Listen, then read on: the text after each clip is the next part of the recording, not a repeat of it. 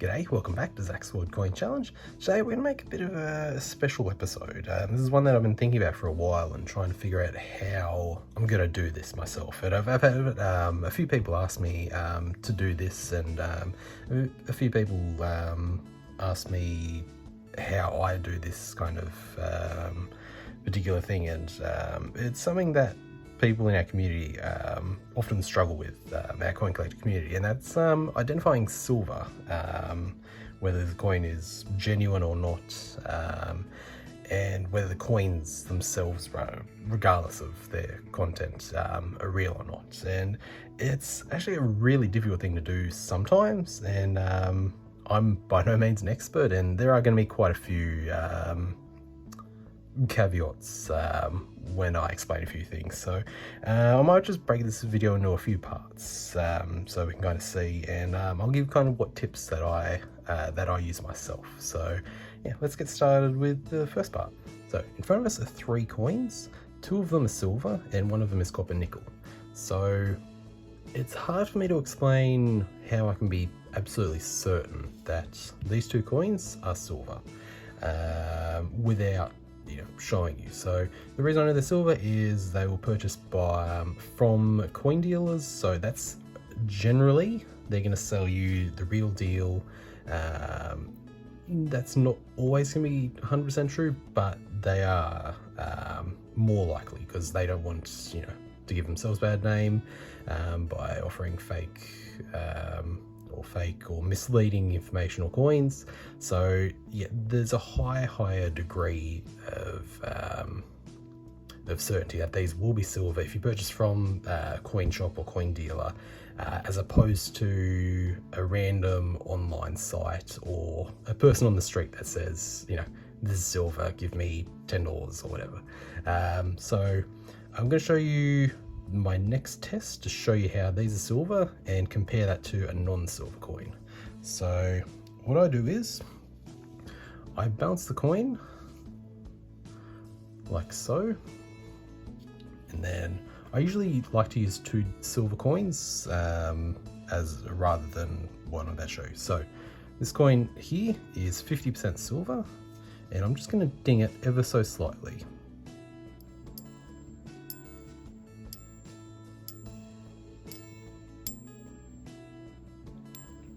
So as you can hear, there is a really nice ring to it. And now I'm going to compare that to this one here, which is the copper nickel modern coin, absolutely no silver content. And because of the way I'm holding this, there'll be no kind of resonance. You won't hear the ring from this coin, it will only come from this. And that's why we balance, because let me show you this. So that's okay, balanced, beautiful ring. If you hold it like this, you don't get that resonance. So it's really important. You have to balance it, and just like that, ever so gently. I will also say, make sure this method, I would use it for coins that don't hold especially high value. Don't break out your really valuable coins and do this, because obviously any kind of damage will affect value and eye appeal. So yeah, don't do that if it's rare. So these are at most about $10, $12 each. So I'm not losing any value. Their value comes from the silver content. So doing that's not going to damage that. Now let's get back to this. So we heard the ding from the 50% silver. Now we're going to hear the ding from this copper nickel coin. Yeah, I'm going to balance them both so you can hear the difference. So silver, beautiful long ring. And now the copper nickel. Can you hear the difference? It's not that really long, metallic-y, beautiful melodic sound.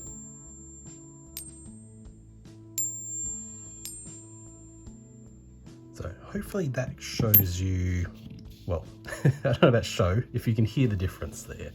And likewise, I'll just show you the 80%. So I find that the higher the higher silver content, the longer the ring and the more beautiful it sounds. Compared to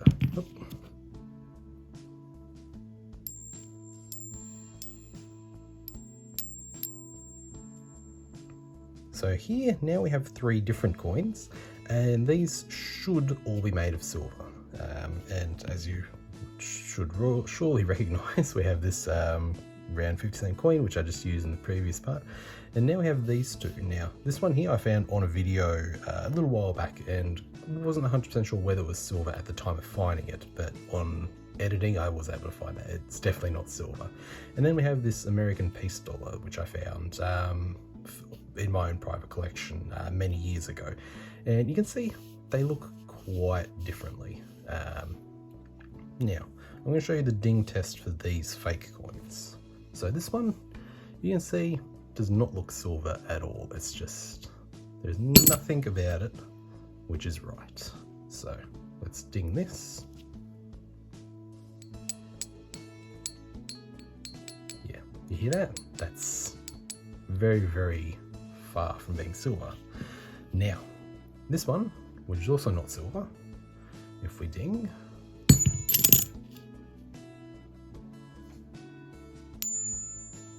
does have a bit of a ting to it. It's not quite that silvery sound from this 50-cent coin, but it doesn't have the same fake ding as that dollar. So what we do in an instance where the coin might sound right is we do a magnet test, because silver is non-magnetic, so you should just be able to run over a magnet and there will be no reaction. Now, unfortunately, this was, well, not unfortunately, I like this magnet. This was the only magnet I had on hand. So we run it over this. This fake coin is not magnetic, but we can tell it's not silver. Put it over the Australian one, nothing. But over this one, which did sound similar to silver, it sticks. So that you can tell is definitely not silver. Then you have other ways of testing coins, which is through this. We use a fine scale. So this reads coins in grams and to a decimal point, or to 2 decimal points, which is very, very helpful, because, you know, what might feel in your hand, you know, might be one thing, but when you compare it to, you know, evidence of a scale, that's completely different. Now, coins vary in weights due to various reasons, whether it's just through wear and tear and, you know, losing some of the weight through circulation, or whether just in the process of making the coins, they can be varying weights. So what I'm going to do is weigh this coin here, which according to Numista should weigh 25 grams. So because it's, you know, kind of worn and damaged, I would give that, you know, within, you know, a gram or 2 either side of 25 to give it kind of any chance or credibility. But when we weigh it, 17.65 grams. So yeah, that's an 8 gram difference, is way off from being a genuine. A real one, no matter how worn it is, really wouldn't weigh anywhere near that kind of weight. So that's another way how we test whether a coin is genuine or not, and that will work regardless of silver. So if you have you know, any coin made of any composition and weigh it, make sure you do your research by checking online resources for the genuine weights, the known weights for coins. Now, part of why I'm making this video now is because of some coins that I purchased quite recently, and I'm going to show you them soon, but I'm going to show you the genuine ones, and that why it causes me a bit of confusion or uncertainty. So I'm going to show you this. Now, this I am absolutely certain is 100% real, not just because it's capsulized and because it's silver proof. It's a strange coin that you would fake, if that makes sense. And also it's just the kind of detail of it. And it doesn't hold particularly, you know, extreme value, but it's worth between 10 and 15 Australian dollars. But I bought this for $3, which is just was insane. I couldn't believe that. So of course that's what I bought. Then I bought this here, half a sol from Peru, 1929. This, oh, I can't remember what the silver content is. 50% silver, yes. Okay, I do have a little cheat sheet with all these written down. So this is 50% silver, just like this one here. And this was also $3. So being 50% silver and the similar size, I think we should do a little ring test to see whether they are in any way similar. So let's sting the Aussie one. Beautiful.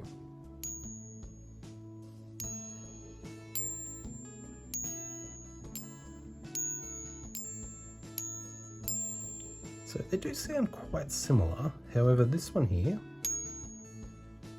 it doesn't quite ring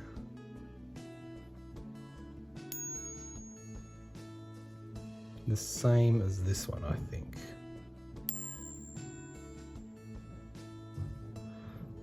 Yeah, it's this one. It feels like it rings a little bit longer and a bit more pure. So what we're going to do is, because it sounds similar, and I can't be absolutely certain, I'm going to run a magnet over it. So it does not stick to either. So it passes that test. Then what we're going to do is bring out the scales. So this should weigh 12.5. So if it's around between, yeah, I would say about 12 grams, this coin should weigh. Let's see how close it is. So bang on 12, which is, yeah, that's, I would say that's within reason. It's still not quite, I would prefer if it was closer to that 0.5, but it's close enough for me, but I'm not 100% sold. So the next coins I purchased, these ones were $10 each. And there are a few things that raise that, well, I guess raise concern. So I bought this one here, right there. 7 Mason 2 Candarines. So this is from China. This is from 1895. And it's just far too good to be true. I do not believe that this would be for sale for $10 if it was a genuine yuan from 1895. And prices range, yeah, quite significantly. They can go up to a few $100s. So yeah, and also be aware that these, because of their design and their desirability, that's why they do get faked. So yeah, I'm quite confident that this is not genuine. However, we do the test. Where's the other one? So listen to this.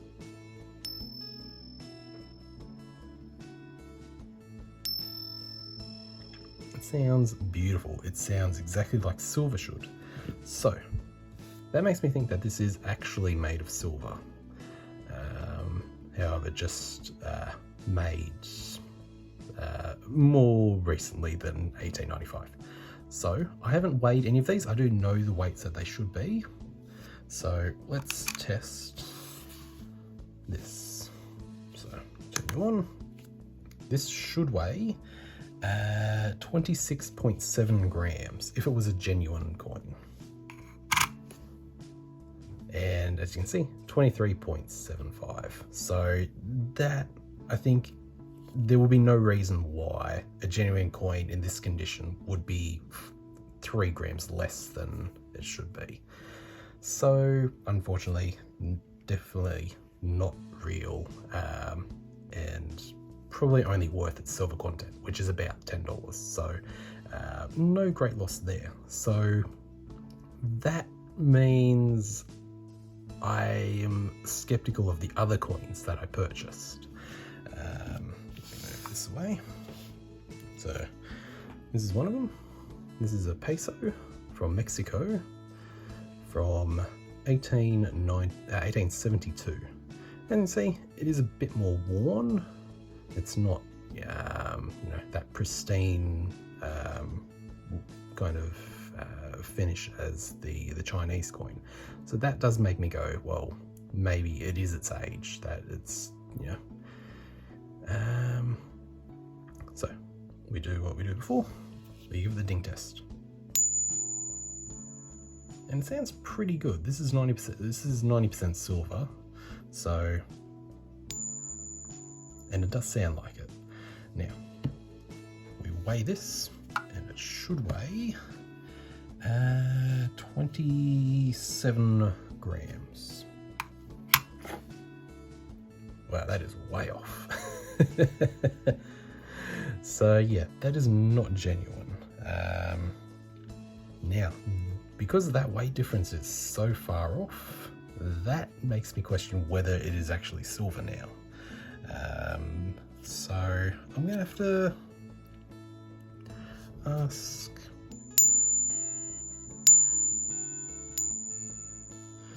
Yeah, so if there are any experts watching, I will be interested in what you have to think whether that is silver.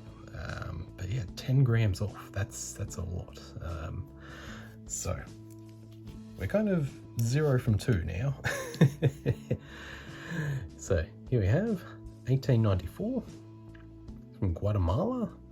So this isn't a coin that I would, especially think would be faked for the market, because it doesn't hold any real numismatic value for this coin. I think the most expensive one I saw sold was about maybe $50. So it's not huge. It's not really worth, faking that, using real silver to deceive and, make gains from. So we do the ding. It sounds nice. But what does it weigh? This should weigh 25.4 grams. And we're a bit off from there, 21.4. So it's not that huge discrepancy as the Mexican coin. So, and I'll just do the magnet. There's no magnetic, so it's a confusing one whether it is actually genuine silver. And this is what I mean, as in I'm not an expert by any means. And that it's not a foolproof method, the ding test. It's just the simplest one that I'm aware of.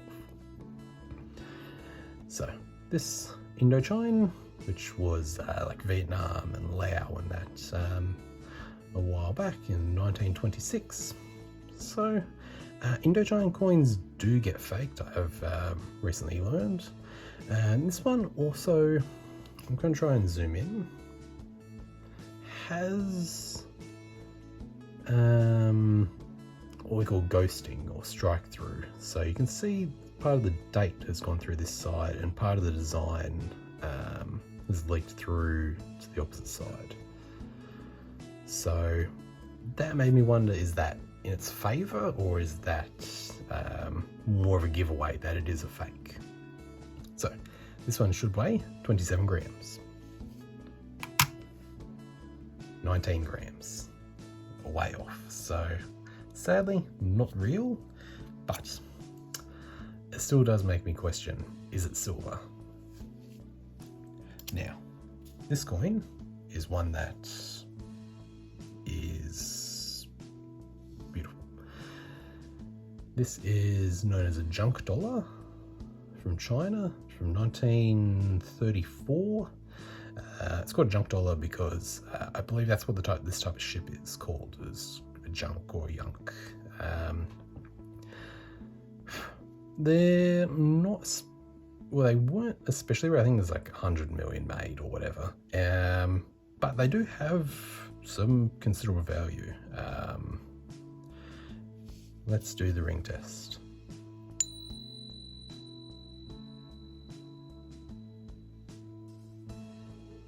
That it just went on and on. That was beautiful. Yeah, that's just, yeah, amazing. So, like I said, I bought all these for $10. So,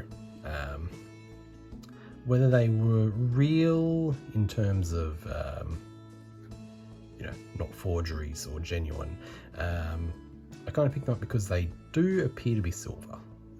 So I'm hoping that I'm not at too big of a loss. Now, this should weigh 26.73 grams.